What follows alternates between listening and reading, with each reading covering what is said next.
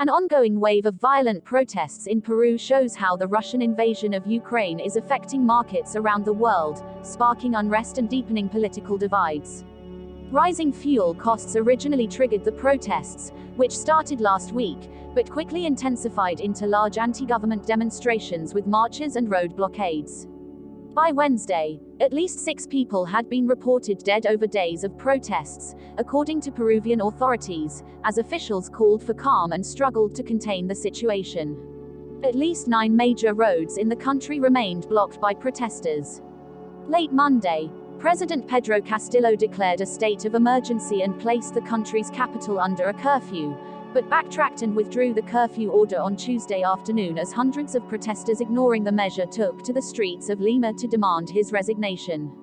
Peru is not going through a good moment, Castillo said Tuesday after leaving a meeting with lawmakers, but we have to solve it with the powers of the state. Blocks away, police in riot gear used tear gas to dispel protests and demonstrators threw stones, with at least 11 people injured in the clashes. Why Peru? Peru is not new to political unrest. Over the last 5 years, the country has had 5 presidents, 2 of whom were impeached and removed from office amid street protests. And Castillo himself has already faced, and survived, 2 impeachment votes since taking office in July. Last year, Castillo won the presidency on the thinnest of margins and faced a Congress in the hands of the opposition, limiting his political capital and capacity to operate.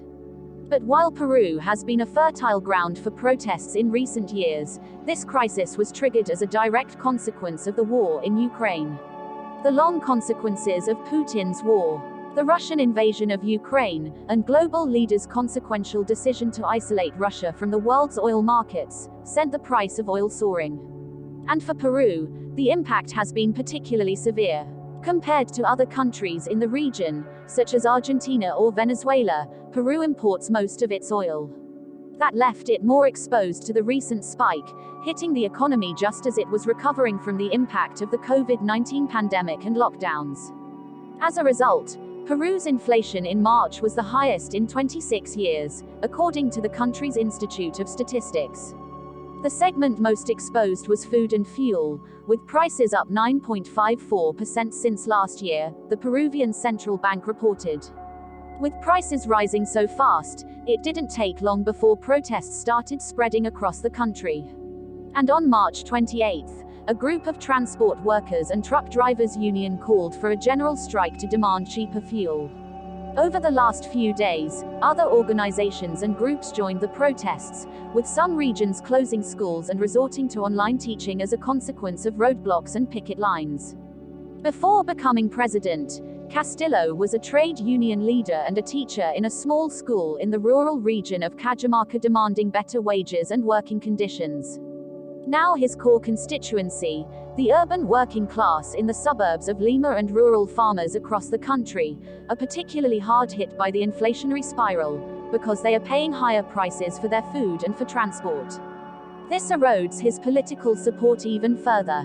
According to the Institute of Peruvian Studies, an independent polling center in Lima, the president's popularity is at its lowest point since taking office, with less than 1 in 4 Peruvians supporting his actions. What happens next? It is difficult to predict how the situation will evolve. Even before issuing the curfew order, Castillo had already made some concessions to protesters by cutting fuel taxes and increasing the minimum wage to 1,025 soles, approximately $280, on Sunday. But that also failed to calm the streets. After his curfew order backfired, the president appears to be running out of options, given that Peru does not have the capacity to control the international price of oil. As the conflict in Ukraine continues to rage, the current inflation climate is forecast to continue. Any further subsidy to lower fuel prices would increase Peru's debts and damage its battered finances even more. However, Peru's situation is far from unique, and Castillo is not alone. Other leaders are facing the same tough choices of how to handle rising inflation while trying to put their finances in order after the chaos caused by COVID-19. As the crisis deepens, Peru could find itself looking to other countries for answers.